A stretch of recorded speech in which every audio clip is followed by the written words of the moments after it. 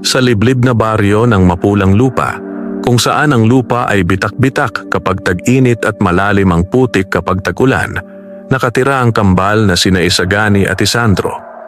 Sila'y parehong payat, maitim sa araw, at may mga palad na magaspang sa kakaararo at kakatanim. Mula pagkabata ay natutunan na nilang ang lupa ang kanilang magiging kapalaran at ang pawis ang magiging puhunan. Maaga silang naulila. Ang kanilang ama, si Mang Berto, ay namatay sa lagnat na walang gamot. Ang kanilang ina, si Aling Sela, ay sumunod makalipas ang 2 taon, nilamon ng panghihina at gutom. Naiwan ang kambal na mag-isa sa kubong pawid na tila handang tangayin ng hangin anumang oras. Sa kabila ng kanilang kabataan, hindi sila umurong sa hamon ng buhay. Bawat umaga, bago pa sumikat ang araw, dala na nila ang araro at kalabaw na hiniram lamang sa mayamang si Don Severo. Ang lupang sinasaka nila ay hindi kanila. Kanila lamang ang pagod at ang pangakong makakabayad sa utang sa ani. Ngunit sa baryong iyon, ang mahirap ay laging minamaliit. "Hoy, kambal!" Sigaw ng mga kabataang tambay sa kanto. "Baka pati anino nyo nangungutang din." Tatawa ang mga ito habang naglalakad sina Isagani at Isandro pauwi. Bitbit ang maliit na bayong ng kamote na kanilang hapunan. Hindi na sila sumasagot. Sanay na sila.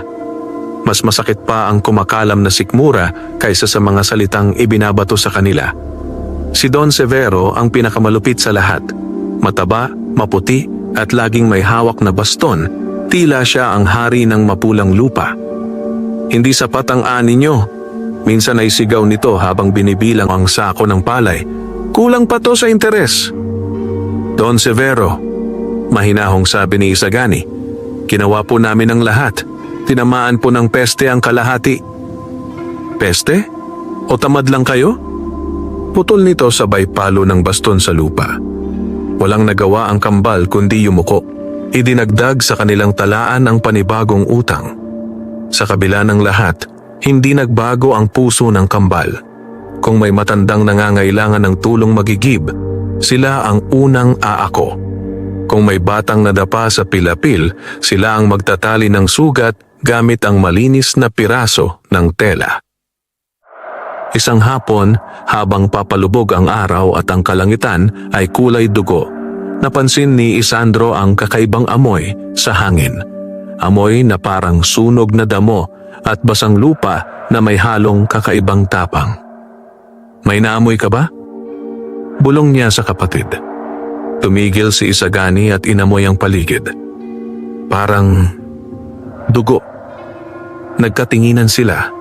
Sa may dulo ng palayan, sa bahagi kung saan nagsisimula ang masukal na kagubatan na bihirang pasukin ng tao, may nakitang gumagalaw na anino.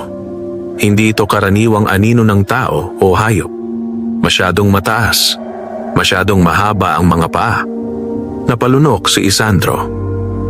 "Huwag na tayong lumapit." Ngunit may narinig silang mahinang ungol. Isang tunog ng paghihirap, tila isang nilalang na sugatan at halos mawalan ng lakas. Sa kabila ng takot na naigang awa, dahan-dahan silang lumapit sa gilid ng gubat. At doon nila nakita isang tikbalang. Napakalaki nito, halos doble ang taas ng tao. Ang ulo'y tila kabayo na may matang nagliliyab sa sakit, at ang katawan ay balot ng makapal na balahibo. Ang mga paa nito ay mahahaba at payat ngunit matipuno. Sa tagiliran nito ay may malaking sugat, tila tinagaan ng matalim na itak. Umaagos ang maitim na dugo sa lupa. Napatigil ang mundo ng kambal. Sa baryo, ang tikbalang ay kinatatakutan. Nilalang ng kagubatan na nanliligaw ng mga tao, nagpapaligaw ng landas, at minsan ay nagdadala ng kapahamakan. Ngunit ngayon, ang nasa harap nila ay hindi mabagsik. Isa itong nilalang na sugatan, nanginginig at halos hindi makabangon. Unti-unting ibinuka ng tikbalang ang mga mata nito at tumingin sa kambal. Sa halip na galit, Ang nakita nila ay pagsusumamo. Tubig. Isang paos na tinig ang lumabas sa bibig nito. Tinig na tila hangin sa pagitan ng mga puno. Napatras si Isandro. Nagsasalita. Nilalang din ito. Mahina ngunit matatag na, sabi ni Isagani. Sugatan. Muling umungol ang tikbalang at tila pinilit igalaw ang kamay na parang tao. Tulungan ninyo. Sandaling nag-alinlangan ang kambal. Kapag nalaman ng mga taga-baryo na tinulungan nila ang isang tikbalang, maaaring itaboy sila. Baka lalo silang pagmalupitan. Ngunit sa kanilang harapan ay isang nilalang na naghihingalo. Inilapag ni Isagani ang kanyang bayong at lumuhod sa tabi ng tikbalang. Kinuha niya ang baong tubig at marahang inabot sa bibig ng nilalang. Uminom ito dahan-dahan, parang batang unang nakatikim ng ulan. Si Isandro naman ay punit ang laylayan ng kanyang damit at itinali sa sugat ng tikbalang upang pansamantalang mapigilan ang pag-agos ng dugo. Habang ginagawa nila iyon, tila humina ang hangin. Ang mga puno sa paligid ay tila nakamasid. Ang kagubatan ay naging tahimik. Napakatahimik. Bakit ninyo ako tinutulungan? Mahinang tanong ng tikbalang. Dahil sugatan ka, sagot ni Isagani. At walang dapat iwan sa ganitong kalagayan. Sa mga mata ng tikbalang ay may sumilay na kakaibang liwanag. Hindi apoy ng galit, kundi apoy ng pagkilala.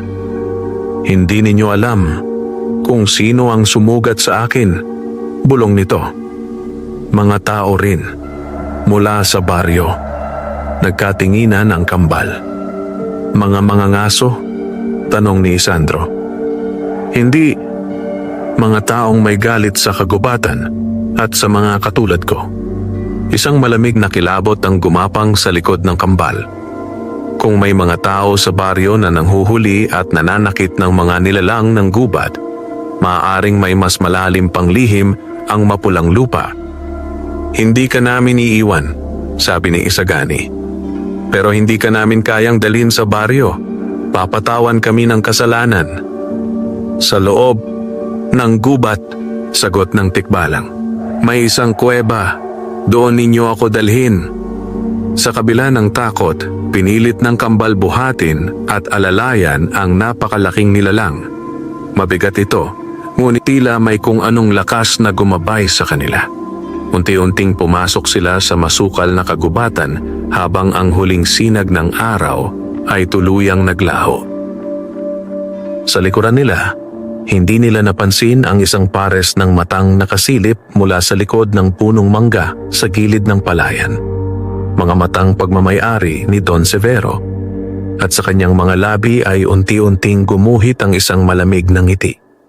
Dito nagsimulang umikot ang kapalaran ng kambal. Isang kapalarang hindi lamang laban sa kahirapan, kundi laban sa lihim ng baryong matagal nang nababalot ng dilim. Madilim ang loob ng kagubatan. Ang mga sanga ng puno ay tila mga kamay na nagkukrus sa itaas. Hinaharangan ang natitirang liwanag ng dapit hapon. Ang lupa'y basa at madulas, at bawat hakbang ng kambal ay may kasamang pag-iingat. Halos mabuwal si Isandro nang biglang kumilos ang tikbalang sa kanilang balikat. Dahan-dahan, ungol nito. Malapit na, sa balete. Sa gitna ng kagubatan ay nakatayo ang isang napakalaking punong balete. Ang mga ugat nito ay tila mga ahas na gumagapang sa lupa at ang katawan nito ay puno ng bitak at lumot. Sa ilalim ng punong iyon ay may siwang, isang lagusan na natatakpan ng mga damo at makakapal na ugat. Diyan, mahinang sabi ng tikbalang. Pinaghiwalay ng kambal ang mga damo at dahan-dahang ipinasok ang sugatang nilalang sa loob ng kuweba. Sa loob ay malamig at amoy lumang lupa. May mahinang liwanag na nagmumula sa maliliit na butas sa itaas, sapat upang makita ang anyo ng tikbalang. Pagkapasok nila, tila bumigat ang hangin sa labas. May ihip ng hangin na nagpaikot sa mga dahon, parang may nagbabantay sa kanilang pagpasok. Maingat na inihiga ni na Isagani at Isandro ang tikbalang sa isang patag na bato. Malalim ang sugat, sabi ni Isandro habang inaalis ang pansamantalang tali sa tagiliran nito. Kung hindi malilinis, baka maimpeksyon. May mga halamang gamot dito, mahinang tugon ng tikbalang. Sa may likod, dahon ng makabuhay at dagta ng balete. Agad kumilos si Isagani. Lumabas siya ng kuweba at naghahanap sa paligid. Hindi siya natatakot sa dilim, ngunit may kakaibang pakiramdam sa gubat na iyon. Parang may mga matang sumusunod sa kanya, ngunit hindi masama. Sa pagitan ng mga puno ay may mga munting liwanag na kumikislap. Tila mga alitap-tap na hindi karaniwan ng galaw. Pinagmasdan niya ito saglit bago nagpatuloy sa paghahanap ng mga halamang sinabi ng tikbalang. Sa loob ng kuweba, si Isandro ay nanatiling nagbabantay. Pinagmasdan niya ang tikbalang. Sa malapitan, mas malinaw ang sugat, tila tinaga ng matalim at mabigat na sandata. Hindi ito gawa ng karaniwang mga ngaso. Sino ang may gawa nito? Tanong niya. Iminulat ng tikbalang ang mga mata nito. Hindi na kasing liwanag ng kanina, ngunit may lalim na tila nagtatago ng maraming taon ng alaala. May mga tao sa baryo ninyo na hindi lamang sakim sa lupa, may hinahanap sila sa gubat. Isang bagay na matagal nang binabantayan ng mga tulad ko. Anong bagay? Tanong ni Isandro. Isang ugat ng kapangyarihan, isang lihim na kayang magpayaman sa sinumang makakakuha. Ngunit may kapalit. Nanlamig ang pakiramdam ni Isandro.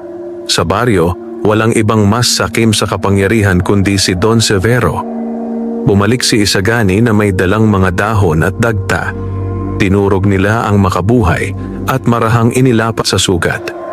Nang dumikit ang dagta ng balete, biglang umalingaw-ngaw ang mahinang ungol ng tikbalang. Sandaling nagliwanag ang buong kuweba, isang malamlam na berdeng ilaw na tila nagmumula mismo sa sugat. Napaatras ang kambal. Normal lamang, hingal ng tikbalang. Ang dugo namin ay may bisa ng kagubatan. Unti-unting humupa ang liwanag. Huminto ang pag-agos ng dugo. Tahimik silang tatlo sa loob ng kuweba. Sa labas, nagsimulang umulan. Ang patak ng ulan sa dahon ay parang mga yabag na papalapit. Kung babalik kayo sa baryo ngayong gabi, mahinang sabi ng tikbalang, mag-ingat kayo. May nakakita sa inyo. Nagkatinginan ang kambal. Sino? Sabay nilang tanong. Isang taong may pusong kasing lamig ng bakal, may hawak na baston at amoy ng kasakiman. Parang hinampas ng hangin ang dibdib ni Isagani. Si Don Severo. Dahan-dahang tumango ang tikbalang. Hindi lamang niya ako nakita. Matagal na niya kaming minamanmanan. Gusto niyang mapasakamay ang binabantayan namin. Nasaan iyon? Tanong ni Isandro, bahagyang nanginginig ang tinig. Itinoon ng tikbalang ang tingin sa malalim na bahagi ng kuweba kung saan may mas makitid na lagusan. Sa pusod ng gubat, ngunit hindi pa ninyo dapat malaman ang lahat. Hindi pa. Biglang may kumalabog sa labas ng kuweba. Isang yabag. Mabigat. Isa pa. Napatingin ang kambal sa bungad ng lagusan. May aninong gumalaw sa pagitan ng mga ugat ng balete. Lumayo kayo sa bungad. Utos ng tikbalang. Pilit bumabangon sa kabila ng sugat.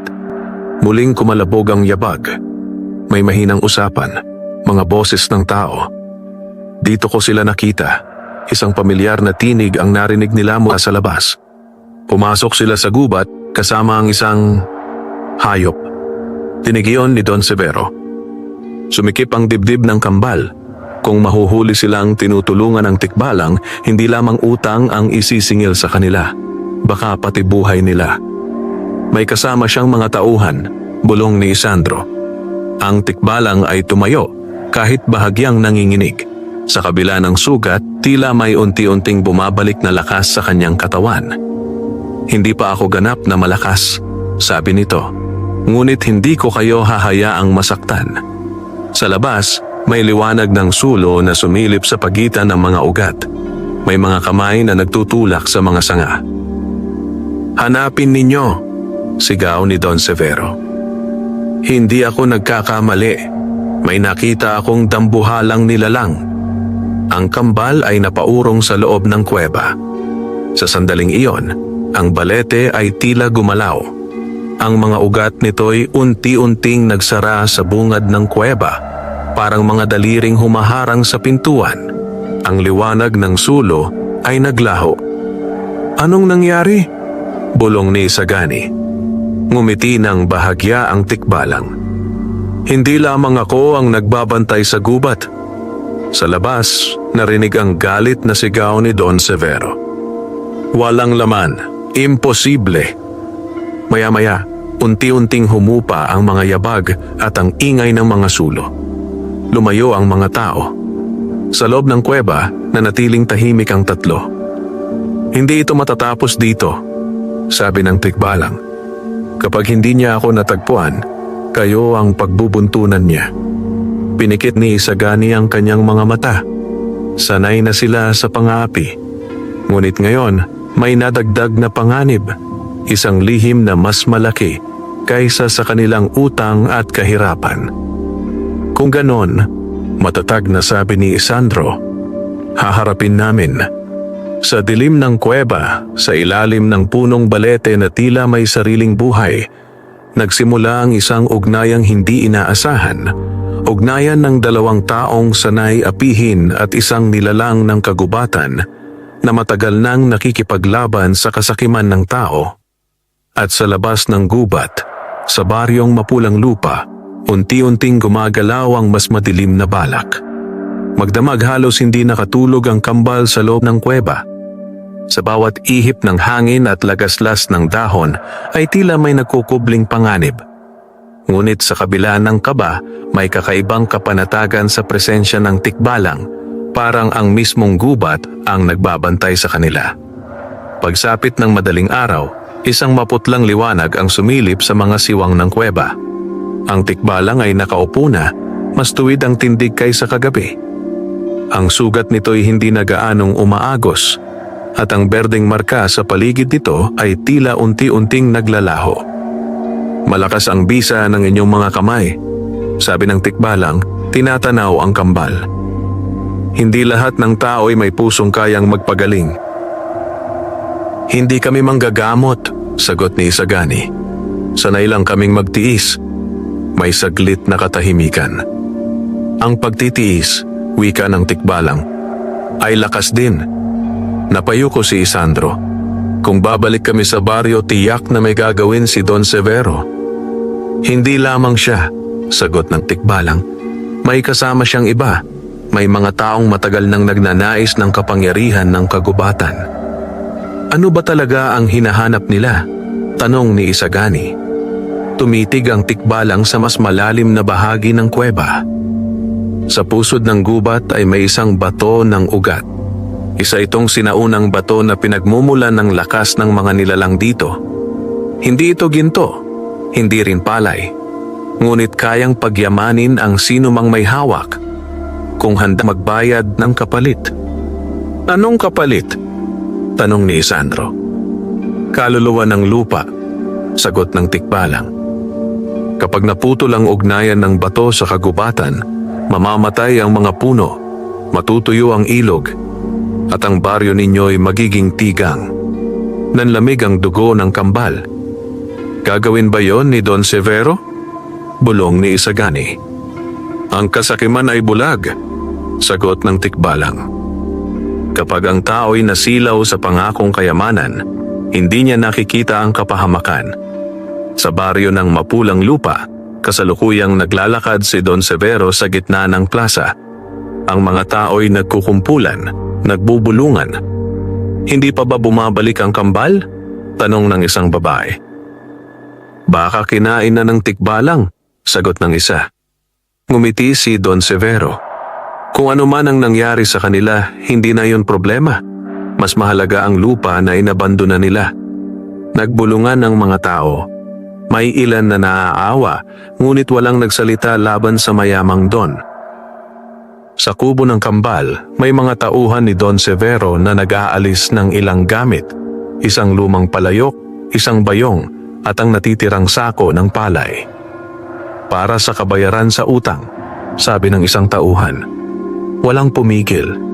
Sa loob ng kagubatan, tila may kakaibang pakiramdam si Isandro. May masama akong pakiramdam. Napapikit ang tikbalang, parang may pinakikinggan na hindi naririnig ng tao. Kinuha na nila ang ilang bagay sa kubo ninyo. Marami itong sabi. Napadilat ang kambal. Paano mo nalaman? Ang ugat ng balete ay umaabot sa baryo. Nararamdaman ko ang galaw ng lupa. Nanginig ang kamao ni Isagani. Hindi na sila tumigil. Kung babalik kayo ngayon, sabi ng tikbalang, hindi lamang pang-alipusta ang aabutin ninyo. Baka akusahan pa kayo. Anong akusasyon? Tanong ni Isandro. Na kayo ang nagtago sa akin at na kayo ang may alam sa bato ng ugat. Napabuntong hininga si Isagani. Hindi namin kayang takasan ng baryo. Doon kami ipinanganak. At doon din kayo sinusubok. Tugon ng tikbalang. Maya-maya, may narinig silang kaluskos sa may bungad ng kuweba. Hindi ito mabigat na yabag tulad ng kagabi. Magaang, parang paa ng bata.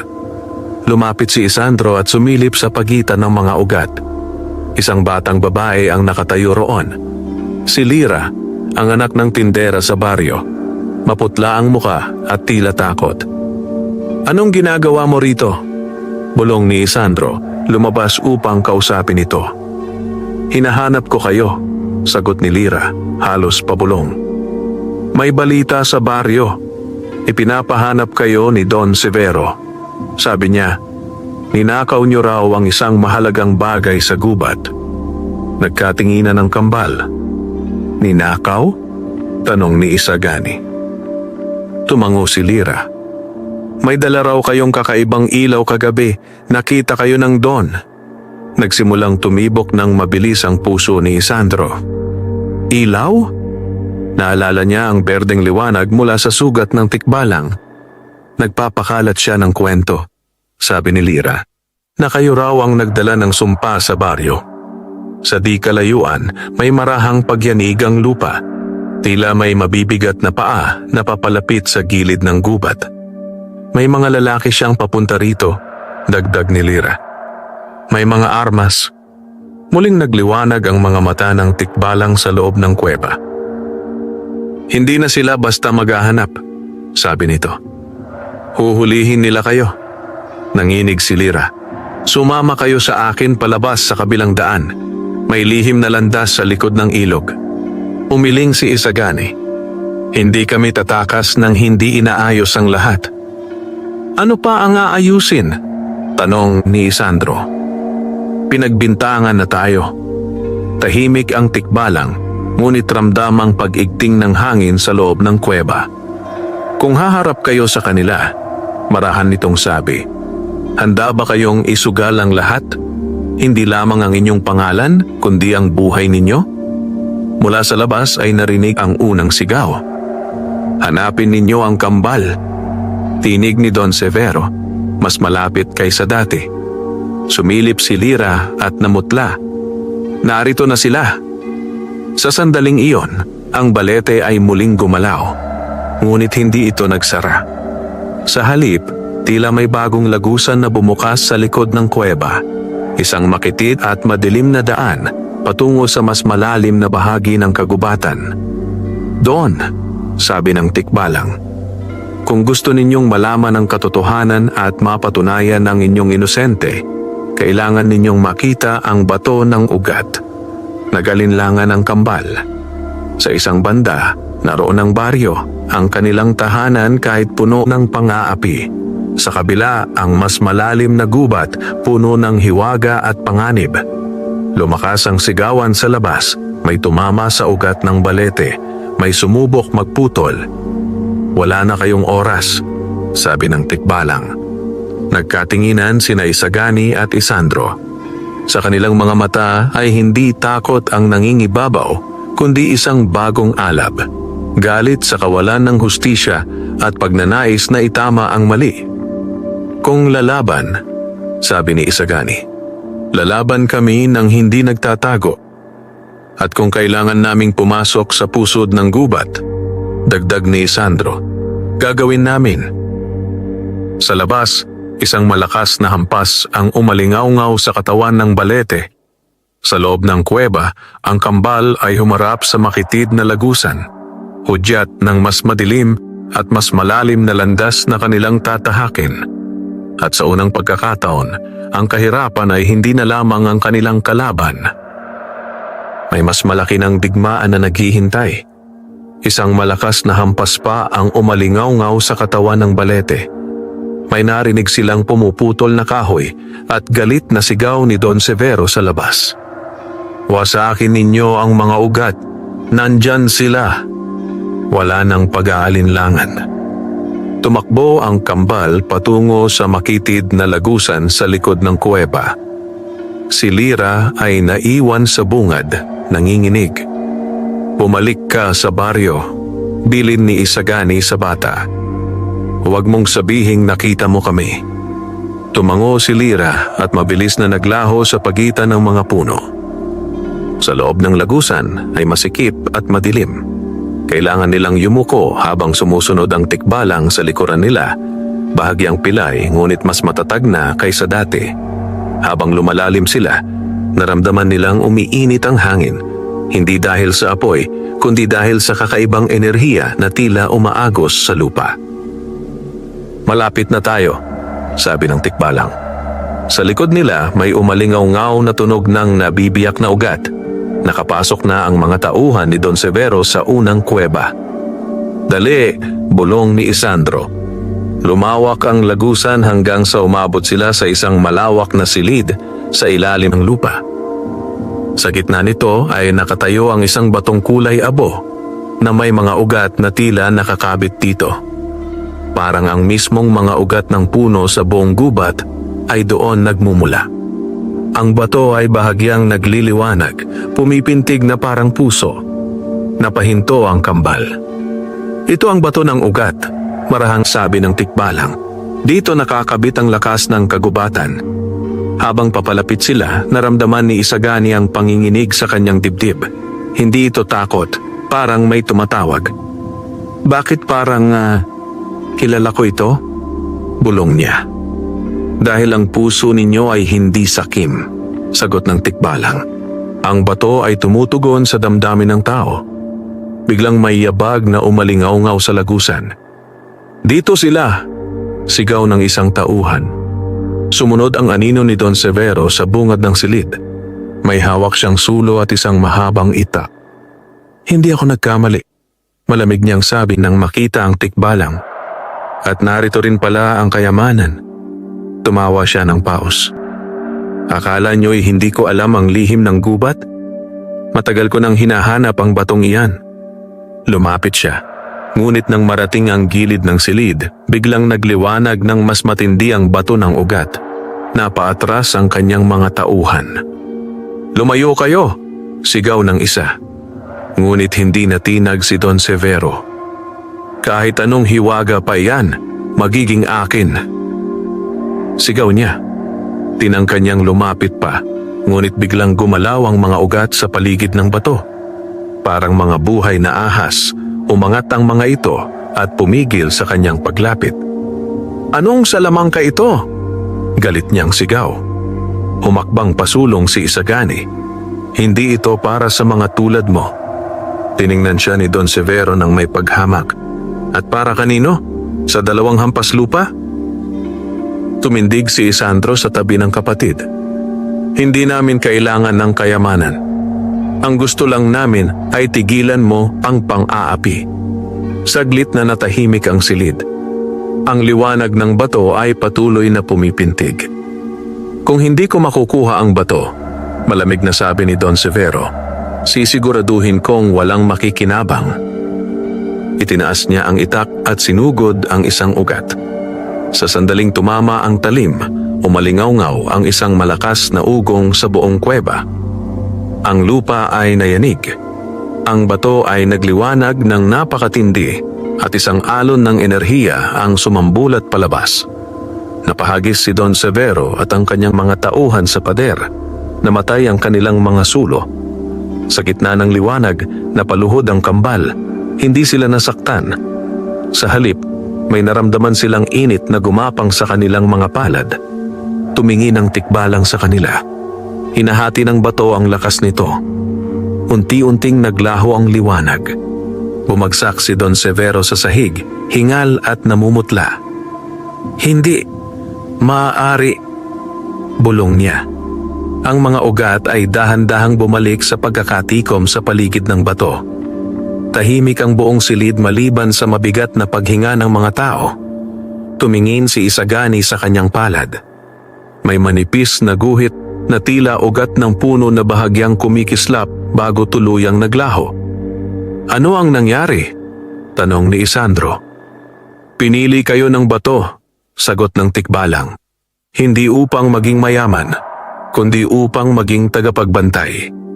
Mula sa bungad ng lagusan ay unti-unting bumangon na ang mga tauhan ni Don Severo. Ngunit ang kanilang mga mata ay puno ng takot. Hindi na ito tao laban sa tao, bulong ng isa. May sumpa ang lugar na ito. Hinila nila si Don Severo na halos hindi makapagsalita. Bago tuluyang mawala sa lagusan, tumingin siya sa kambal. Hindi na may pagmamataas, kundi may halong puot at takot. Hindi pa ito tapos, mahinang sabi niya. Nang tuluyang mawala ang mga yabag, muling naging tahimik ang pusod ng gubat. Huminga ng malalim ang kambal. Tagapagbantay? Ulit ni Isandro.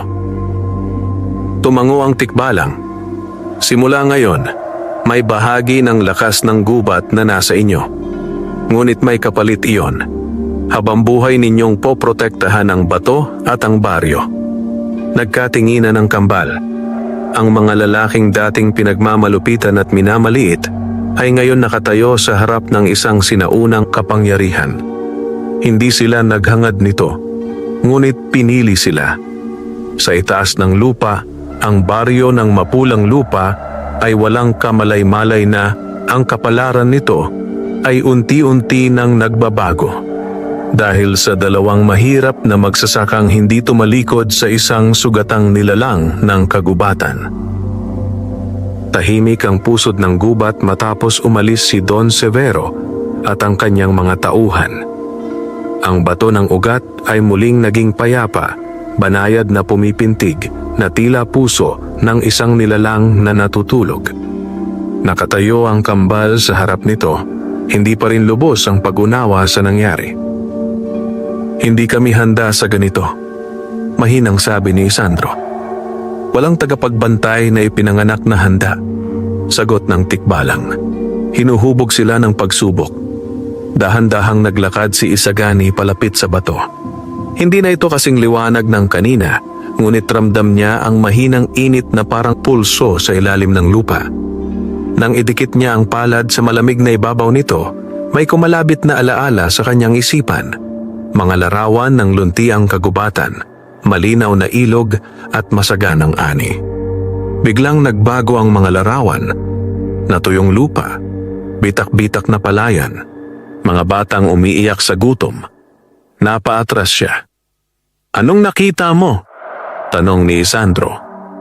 Kung ano ang mangyayari kapag naputol ang lakas nito.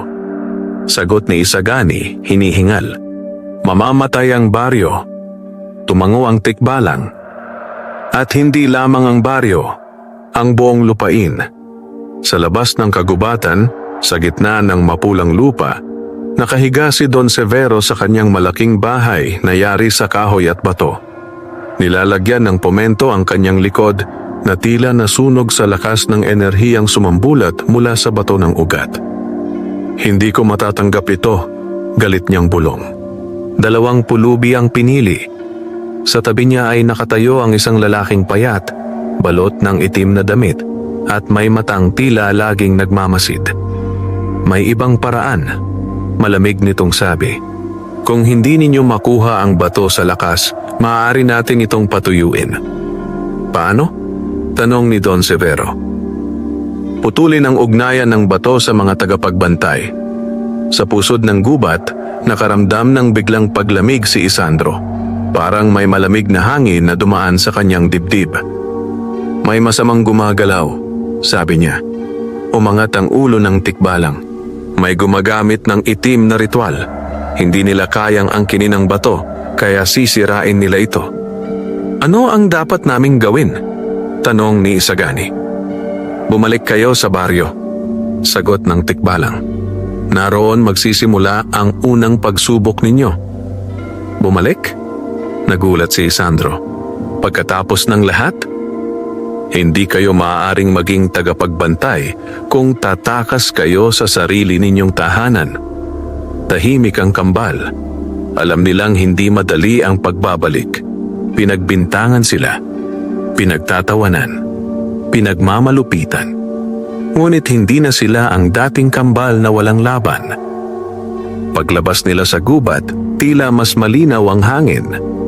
Mas matingkad ang kulay ng mga dahon. Para bang nararamdaman ng lupa ang kanilang bagong tungkulin. Habang naglalakad sila pauwi, napansin nilang ang ilang bahagi ng palayan ay tila nalalanta. May mga palay na hindi pa dapat natutuyo, ngunit kulay dilaw na. Hindi pa tag-araw, bulong ni Isagani. Pagdating nila sa baryo, sinalubong sila ng mga matang puno ng hinala. Nandyan na sila, sigaw ng isang babae. Lumabas si Don Severo sa kanyang bahay. May hawak na tungkod at nakangisi kahit bakas ang pilay. Akala ko ba'y kinain na kayo ng tikbalang? Malamig niyang sabi. Walang sumagot ang kambal. Nasaan ang ninakaw ninyong kapangyarihan? Dagdag niya. Wala kaming ninakaw, mahinahong sagot ni Isagani. At hindi sa amin ang kapangyarihan. Tumawa si Don Severo. Tingnan ninyo ang palayan, sigaw niya sa mga tao. Simula nang pumasok sila sa gubat, nalalanta ang ani. Nagbulungan ng mga tao. May ilan na tumingin sa kambal nang may takot. Hindi alam ng karamihan na sa likod ng bahay ni Don Severo, sa ilalim ng lupa, ay may hinuhukay na maliit na hukay kung saan inilalagay ng lalaking nakaitim ang mga kakaibang simbolo at abo. Isang maitim na usok ang unti-unting umaangat mula ron. Usok na hindi nakikita ng karaniwang mata. Sa dibdib ng kambal ay may biglang kirot. Ramdam mo? Bulong ni Sandro. Tumango si Isagani. Sinusubukan nilang putulin ang ugnayan. Mahinang sabi ni Isagani. Sa gitna ng plaza, nagkaroon ng komosyon. Isang batang lalaki ang biglang nahilo at bumagsak. Mainit ang kanyang noo at ang kanyang balat ay tila namumutla. Anak ko! Iyak ng ina nito. Lumapit ang kambal. Huwag ninyong lapitan, sigaw ni Don Severo. Sila ang may dala ng sumpa. Ngunit hindi nakinig si Isagani. Lumuhod siya at hinawakan ang kamay ng bata. Sa sandaling magdikit ang kanilang balat, may dumaloy na banayad na init mula sa kanyang palad. Parang tubig na dumadaloy sa tuyong lupa. Unti-unting kumalma ang bata. Huminto ang panginginig.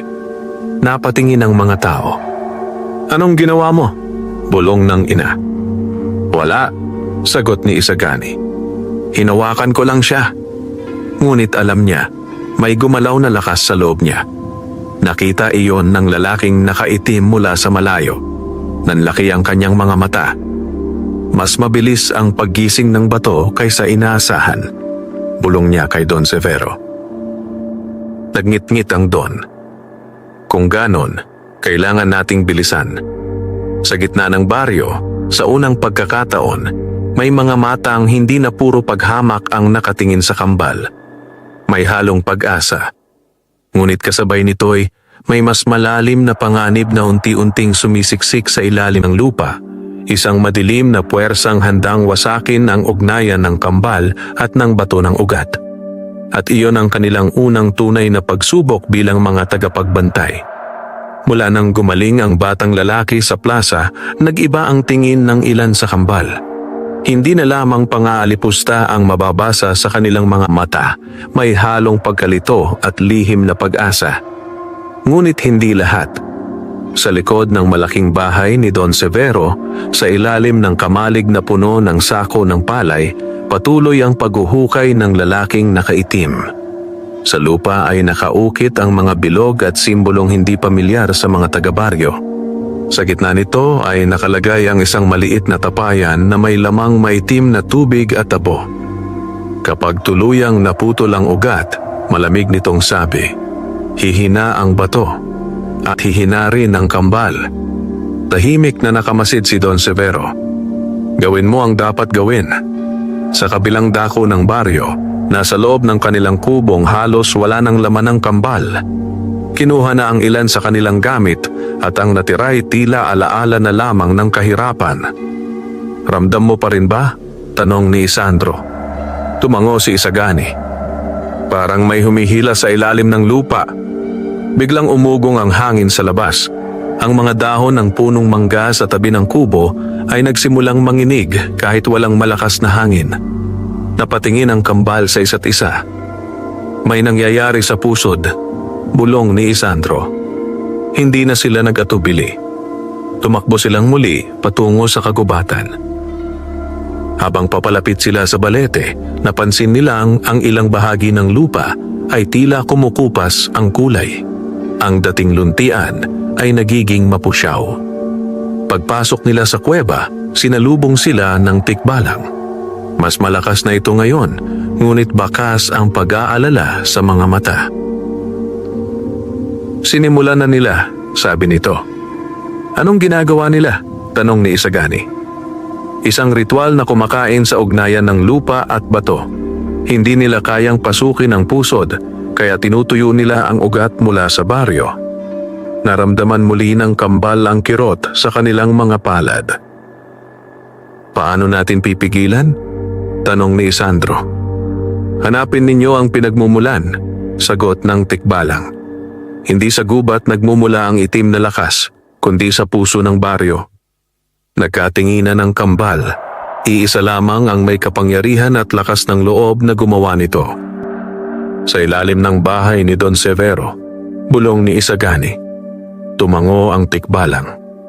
"Kung haharap kayo roon," dagdag nito, "handa ba kayong makita ang tunay na anyo ng kasakiman?" Tahimik ang kambal. Ngunit sa kanilang mga mata ay may malinaw na sagot. Pagbalik nila sa baryo ay gabi na. Tahimik ang paligid, ngunit may kakaibang amoy sa hangin. Amoy sunog na abo at nabubulok na damo. Dahan-dahan silang lumapit sa likod ng bahay ni Don Severo. Sa pagitan ng mga kahoy ng kamalig, may mahinang liwanag na nagmumula sa lupa. Sumilip si Isandro. Sa ilalim ng nakabukas na bahagi ng sahig, nakita nila ang lalaking nakaitim na nakaluhod sa gitna ng mga simbolo. Umaawit ito sa wikang hindi nila maintindihan. Sa tapayan, ang maitim na tubig ay tila kumukulo. Sa bawat salitang binibigkas niya, may maitim na usok na umaangat at pumapasok sa lupa. Napahawak si Isagani sa kanyang dibdib. "Masakit," bulong niya. Kapag natapos niya ang ritual, sabi ni Isandro, "Baka tuluyang maputol ang ugnayan." Biglang tumigil ang lalaki sa pag-awit. "Alam kong narito kayo," malamig niyang sabi nang hindi lumilingon. "Mga bagong tagapagbantay." Nanlaki ang mga mata ng kambal. "Lumabas kayo," utos nito. Dahan-dahan silang pumasok sa kamalig. Humarap ang lalaki. Maputla ang mukha nito at ang mga matay tila walang emosyon. "Akala niyo ba'y sapat ang kabutihan upang mapanatili ang balanse?" tanong niya. "Ang mundo ay pinamumunuan ng lakas." "Hindi lakas ang ginagawa mo," sagot ni Isagani. "Kasakiman niyon." Ngumiti ang lalaki. "Ang kasakiman ang nagpapayaman sa tao." Biglang itinaas nito ang kamay at may sumambulat na maitim na hangin patungo sa kambal. Napaatras sila, ngunit sa sandaling iyon ay nagliwanag ang kanilang mga palad. Isang banayad na berdeng liwanag ang bumalot sa kanila, pumigil sa itim na hangin. Napasinghap ang lalaki. Mabilis nga ang paggising ng bato. Sinubukan niyang tapusin ang pag-awit, ngunit sumigaw si Isandro at sinipa ang tapayan. Bumagsak ito at natapon ang maitim na tubig sa lupa. Umalingaw-ngaw ang isang malakas na sigaw, hindi mula sa lalaki kundi mula sa ilalim ng lupa mismo. Nayanig ang kamalig, nabiyak ang ilan sa mga simbolo. Sumugod ang lalaki kay Isagani, ngunit hinawakan siya ng kambal sa magkabilang braso. Sa pagdikit ng kanilang mga kamay sa kanyang balat, may liwanag na dumaloy mula sa kanila patungo sa kanya. Sumigaw ang lalaki sa sakit. Ang maitim na marka sa kanyang mga kamay ay tila nasusunog. Napahandusay siya sa lupa, hingal at takot. Sa labas, lumabas si Don Severo mula sa bahay, galit na galit. "Ano ang ginawa ninyo?" sigaw niya. Ngunit bago pa siya makalapit, biglang bumuhos ang ulan, malakas at mabigat. Ang maitim na marka sa lupa ay unti-unting nabura ng tubig. Ang hangin ay tila naging mas malinis. Sa ilalim ng kamalig, ang kirot sa dibdib ng kambal ay nawala. Hindi pa ito tapos. Hinga ng lalaking nakaitim habang gumagapang palayo. Hanggat may taong sakim, may babalik na dilim. Tumayo ang kambal. Sa unang pagkakataon, hindi sila ang inuurungan. Si Don Severo ang napatras, nababasa ng ulan at hindi makapagsalita. Sa kalangitan, may mahinang kulog na tila pagsang-ayon ng gubat. Ang unang pagsubok ay hindi pa ganap na tapos, ngunit napatunayan ng kambal na ang lakas ng bato ay hindi basta magagapi ng itim na ritual. Gayunman, sa puso ni Don Severo ay mas lalong nagliyab ang galit, at ang galit na iyon ang maaaring magbukas ng mas mabigat pang unos. Matapos ang gabing winasak ang itim na ritual, tila pansamantalang humupa ang bigat sa baryo. Ang mga palay na kanina'y nanlalanta ay unti-unting nagkaroon muli ng sigla. Ang lupa ay tila nakahinga. Ngunit sa loob ng malaking bahay ni Don Severo, hindi kapayapaan ang nagahari. Bumalik ang lalaking nakaitim, sugatan ng mga palad at namumutla. Nanginginig siya hindi sa lamig kundi sa galit. "Hindi ninyo sila dapat minamaliit," sabi niya kay Don Severo. "Hindi sila basta mga magsasaka ngayon. Nakaugnay na sila sa ugat ng lupa." "Wala akong pakialam sa ugat," sigaw ni Don Severo habang hinahampas ang mesa. "Ang baryo ay sa akin. Ang lupa ay sa akin." "Hindi na," malamig na sagot ng lalaki. "At kung hindi ninyo maangkin ang bato, may isa pang paraan." Tumingin si Don Severo, nag-aapoy ang mga mata. "Ano?" "Gamitin ang takot." Kinabukasan, nagising ang baryo sa balitang may nawawalang 2 kalabaw. Natagpuan ang mga ito sa gilid ng gubat. Patay, tila walang sugat ngunit malamig ang katawan. "Masamang espiritu ito," sigaw ng isang matandang lalaki. "Simula nang bumalik ang kambal sa gubat, may sumpa na," dagdag ng isa. Sa gitna ng plaza, tahimik na nakatayo sina Isagani at Isandro. Ramdam nila ang mga matang puno ng hinala. Lumapit si Don Severo, kunwaring may lungkot ang mukha. "Hindi ko nais maniwala," anya. Ngunit sunod-sunod ang kamalasan mula nang makialam sila sa gubat. Nagbulungan ang mga tao. "Hindi namin pinatay ang mga kalabaw," mariing sabi ni Isandro. "Hindi namin kailangan patunayan iyon," dagdag ni Isagani. "May ibang puwersang gumagalaw." Ngunit sa likod ng mga tao, ang lalaking nakaitim ay may hawak na maliit na supot ng abo. Ibinudbod niya ito sa lupa habang walang nakakakita.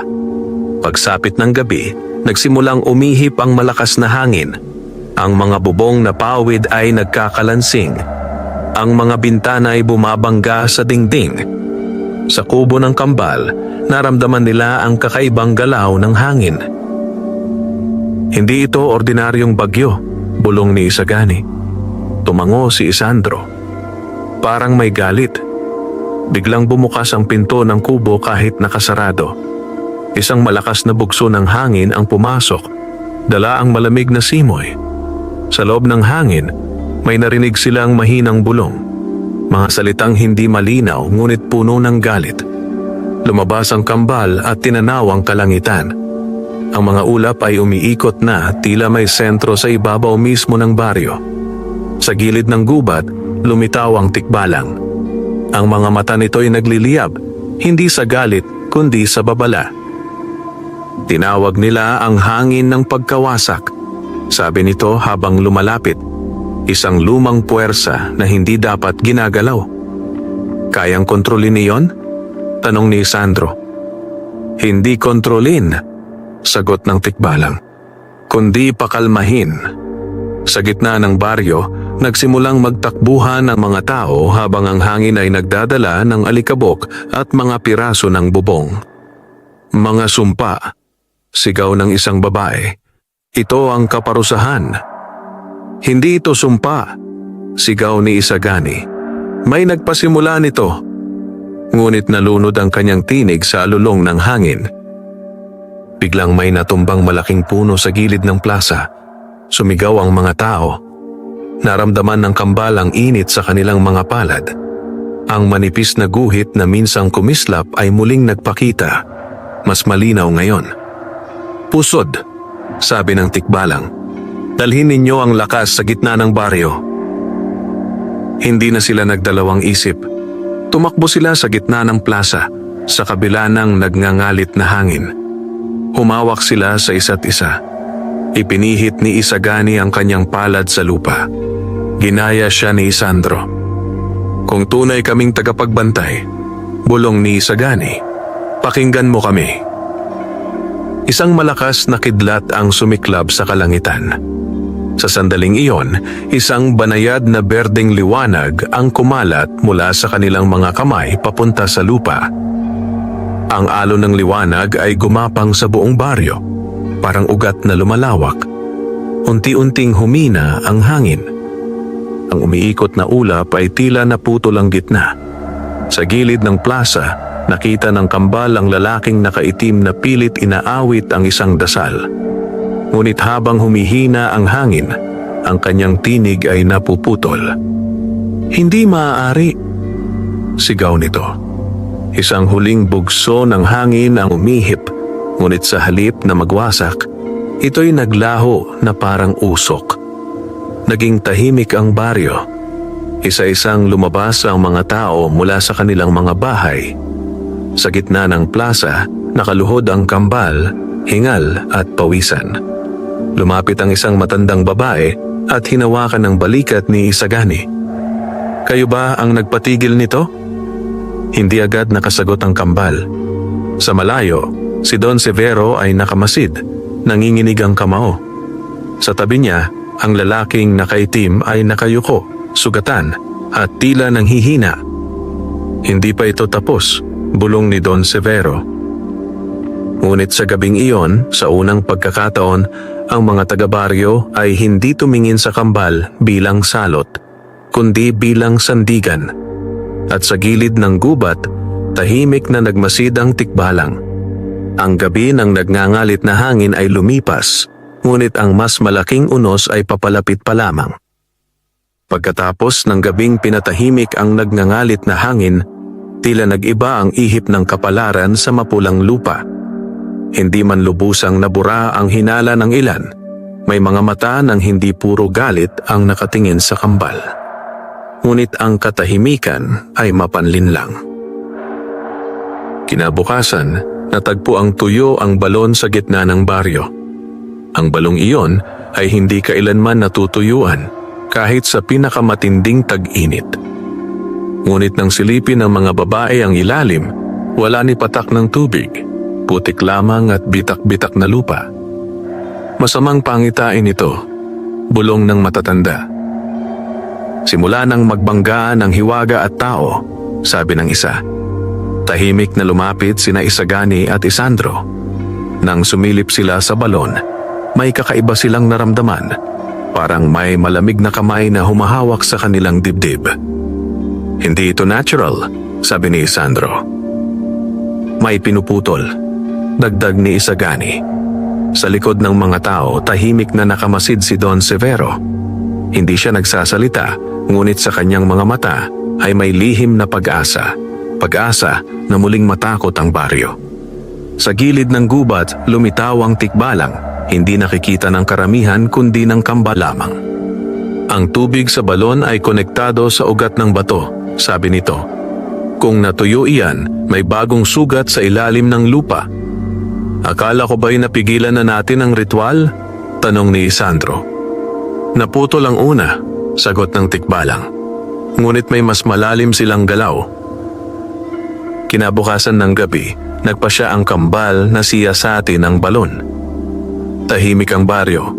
Ang buwan ay manipis at maputla. Dahan-dahan silang bumaba gamit ang lumang lubid. Sa ilalim, hindi lamang tuyong lupa ang bumungad sa kanila. May bakas ng mga simbolo sa putik. Mga guhit na katulad ng nakita nila sa ilalim ng kamalig ni Don Severo. Dito nila inilipat, bulong ni Isagani.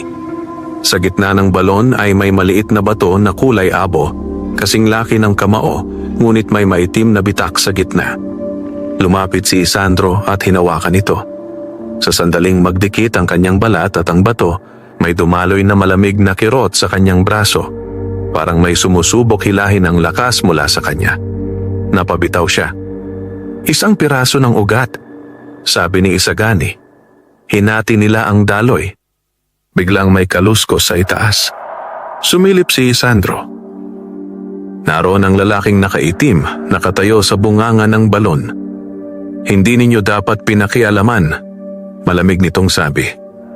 Bakit mo ginagawa ito? Sigaw ni Isagani. Dahil ang kapangyarihan ay hindi dapat napupunta sa mahihina, sagot nito. Kung hindi kay Don Severo, sa iba, ngunit hindi sa inyo. Tumalon ito pababa, tila hindi nasaktan sa pagbagsak.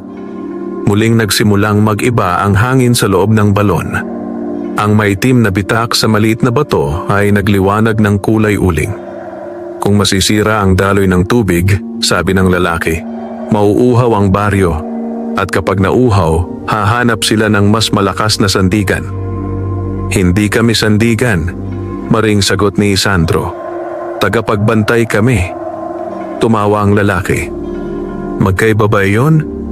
Itinaas nito ang kamay at ang mga simbolo sa putik ay nagliwanag. Ang hangin sa loob ng balon ay naging mabigat. Naramdaman ng kambal ang pagbigat sa kanilang mga tuhod. Maghawak kayo, sigaw ni Isagani. Naglapit ang kanilang mga palad. Sa sandaling magdikit, ang berdeng liwanag ay muling sumiklab. Mas maliwanag kaysa dati. Ang maliit na batong may bitak ay nagsimulang manginig. Hindi! Sigaw ng lalaki. Ang liwanag mula sa kamay ng kambal ay dumaloy sa bato.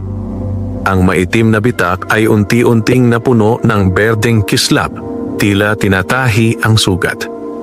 Umalingaw-ngaw ang isang malalim na ugong mula sa ilalim ng lupa. Hindi galit, kundi ginhawa. Biglang bumuhos ang tubig mula sa ilalim ng balon, parang bukal na muling nabuhay. Napaatras ang lalaking nakaitim. Tinamaan siya ng alon ng tubig at napasubsob. Hindi ninyo mapipigilan ang dilim, sigaw niya habang pilit umaakyat sa lubid. Ngunit nang makarating siya sa ibabaw, tumambad sa kanya ang ilang taga-baryo na nagising sa ingay. Nakita nila ang tubig na muling pumupuno sa balon. Nakita rin nila ang lalaking nakaitim na basang-basa at tila nahihirapan. Ano ang ginagawa mo rito? Tanong ng isang matanda. Walang naisagot ang lalaki. Sa loob ng balon, umaakyat ang kambal, pagod ngunit matatag. Nang makita ng mga tao ang tubig na muling umagos, may bulungan ng pasasalamat. Hindi sila sumpa. Bulong ng isang ina. Sa malayo, sa balkonahe ng kanyang bahay, nakatayo si Don Severo. Hindi siya makapaniwala sa nasasaksihan. Sa unang pagkakataon, ang takot ng baryo ay hindi nakatuon sa kambal, kundi sa lihim na lalaking nakaitim. Ngunit sa ilalim ng lupa, sa pusod ng gubat, may bahagyang panginginig na naramdaman ng tikbalang. 2 sugat na ang kanilang nilikha, bulong nito sa sarili. At sa bawat sugat, may nagigising. Sa ibabaw ng lupa, tila nanumbalik ang tubig at pag-asa. Ngunit sa kailaliman, may mas matandang puwersang unti-unting nagbubukas ng mga mata. Hindi dahil sa kasakiman, kundi dahil sa paulit-ulit na panggugulo sa balanse. At kapag ito'y ganap na nagising, hindi lamang ang baryo ang masusubok. Pagkatapos muling mapuno ang balon, pansamantalang luminaw ang tingin ng baryo sa kambal. May mga ngiting mahiyain, may mga bulong ng pasasalamat. Ngunit sa likod ng mga matang iyon ay may bakas pa rin ng takot. Takot sa hiwagang hindi nila lubos maunawaan. Si Don Severo ay hindi na nagpakita sa plaza kinabukasan. Nakulong siya sa loob ng kanyang malaking bahay, kasama ang lalaking nakaitim na ngayoy sugatan at mas lalong nanlilisik ang mga mata. Hindi na sapat ang mga simpleng ritual, mahinang sabi ng lalaki habang nilalagyan ng pamahid ang kanyang braso. Sa bawat pagsupil nila, may mas malalim na gumigising. Hindi ako uurong, mariing sagot ni Don Severo. Ang baryo ay dapat matakot sa kanila. Hindi natakot ang darating, bulong ng lalaki, kundi isang bagay na hindi natin kontrolado. Sa pusod ng gubat, nakatayo ang tikbalang sa harap ng bato ng ugat. Mas malakas ang pulso ng bato ngayon, ngunit hindi ito payapa. Sa ilalim ng banayad na liwanag ay may aninong tila gumagalaw. Dumating ang kambal, pagod ngunit buo ang loob. May naramdaman ka rin ba? Tanong ni Isagani. Tumango ang tikbalang. May nagigising sa kailaliman, sabi nito. Isang sinaunang anino na matagal nang natutulog sa ilalim ng bato. Dahil ba sa paulit-ulit na paggambala? Tanong ni Isandro. Kapag ang balanse ay paulit-ulit na ginagalaw, sagot ng tikbalang, hindi lamang ang liwanag ang tumutugon, pati ang dilim. Biglang nayanig ang lupa. Ang bato ng ugat ay nagliwanag, hindi lamang berde, kundi may halong kulay uling. Sa likod nito, sa pinakamadilim na bahagi ng kuweba, may unti-unting bumubuo na hugis. Isang aninong mas mataas pa sa tikbalang, walang malinaw na muka, ngunit may dalawang matang tila nagbabagang abo. Napaatras si Sandro. Ano iyon? Ang anino ng unang ugat, sagot ng tikbalang. Tagapangalaga ng balanse, kapag ang tao ay lumabis sa panggugulo, siya ang gumigising.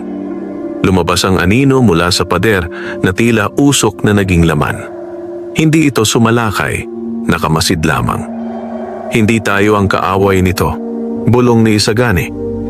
Hindi pa, sagot ng tikbalang. Sa baryo, kasabay ng pagyanig ng lupa, nagsimulang magbitak ang ilang bahagi ng kalsada. Ang mga tao'y napasigaw. Sa ilalim ng bahay ni Don Severo, bumukas ang lupa sa mismong lugar kung saan ginanap ang mga ritual.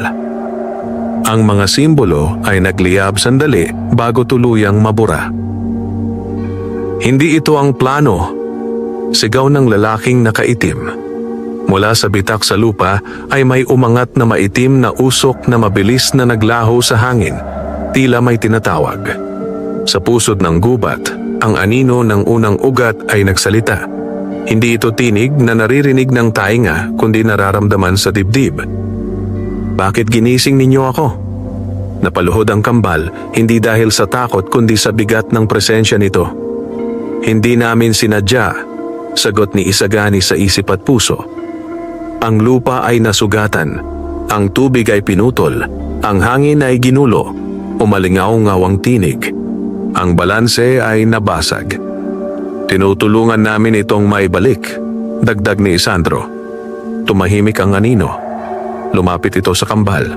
Sa paglapit nito, naramdaman nila ang malamig at mainit na sabay na dumadaloy sa kanilang katawan. May bakas ng ugat sa inyo, sabi ng anino. Pinili kayo. Hindi para maghari, sagot ni Isagani, kundi para magbantay. Sa ibabaw ng lupa, si Don Severo ay biglang napahawak sa kanyang dibdib. Parang may pumipisil sa kanyang hininga. Ano ang nangyayari? Hingal niya. Ang lalaking nakaitim ay napaatras, habang ang hangin sa paligid nila ay naging mabigat. May mas matanda kaysa sa bato, bulong niya, at hindi natin siya kayang utusan. Sa kuweba, ang anino ng unang ugat ay tumingin sa tikbalang. Bantay ng gubat, sabi nito. Bakit mo sila hinayaan? Sapagkat sila ang nagpakita ng awa, sagot ng tikbalang. At ang awa ang unang hakbang sa balanse. Muling nayanig ang lupa. Kung gayon, sabi ng anino, ang susunod na pagsubok ay hindi sa lakas, kundi sa puso. Unti-unting umatras ang anino pabalik sa dilim, ngunit hindi tuluyang nawala. Ang mga matang nagbabagang abo ay nanatiling nakamasid. Sa baryo, huminto ang pagyanig.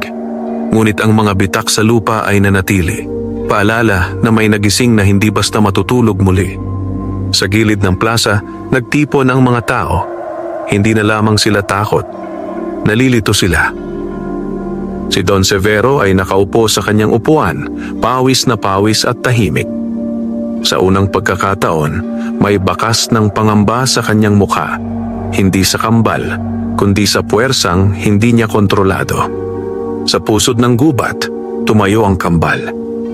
Anong ibig sabihin ng susunod na pagsubok? Tanong ni Isandro. Hindi ko alam, sagot ng tikbalang.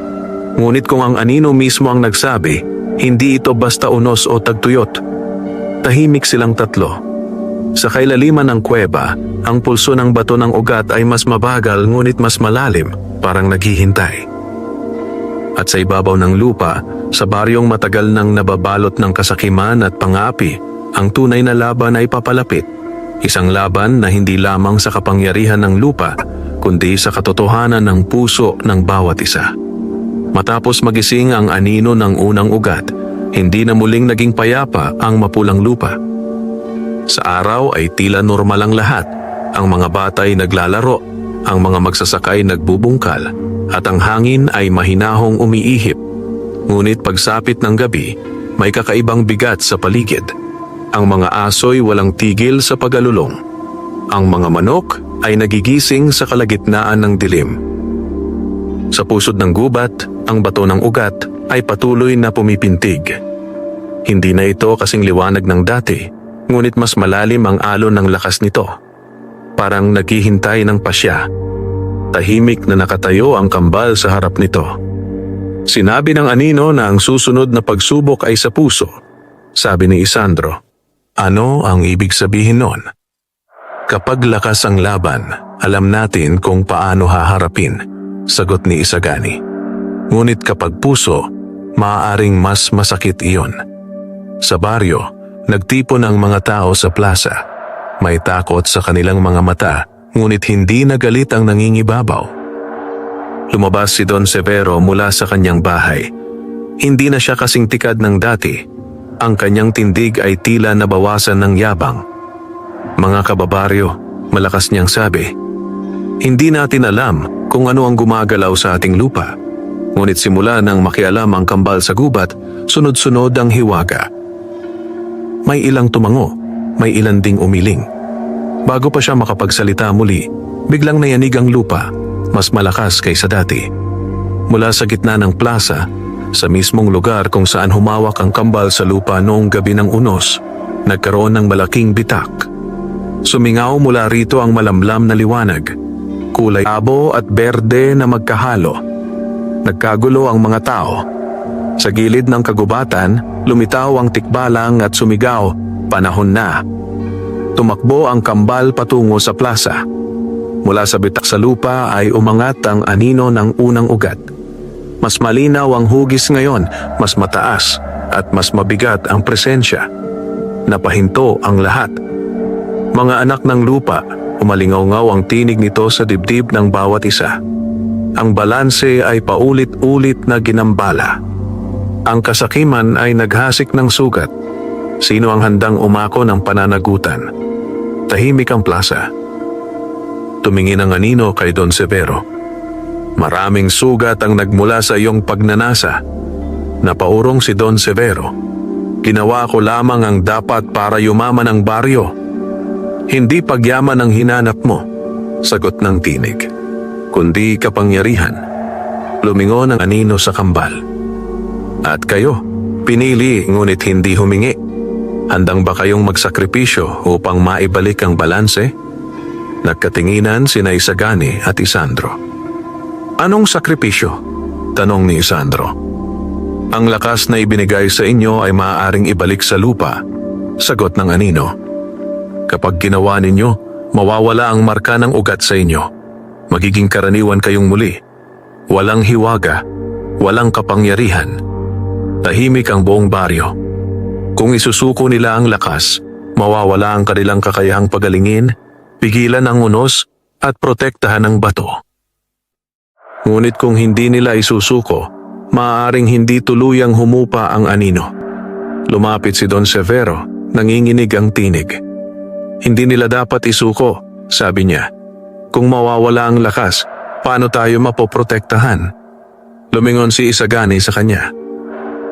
Hindi kapangyarihan ang magliligtas sa baryo, sabi niya, kundi pagbabago. Tahimik si Don Severo. Kung may dapat umako, marahang sabi ni Isandro, hindi lamang kami.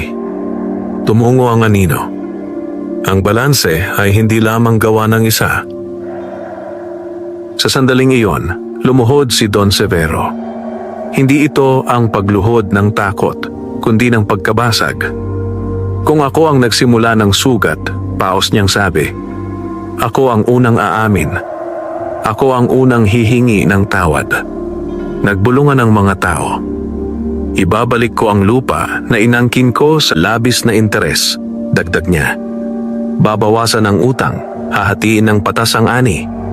Ang lalaking nakaitim na nakatayo sa gilid ay napaurong. Ang kanyang mga marka sa balat ay nagsimulang maglaho.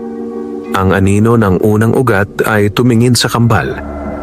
Ang tunay na pagsubok ng puso ay hindi sa paghawak ng lakas, kundi sa kakayahang magpatawad at magbago.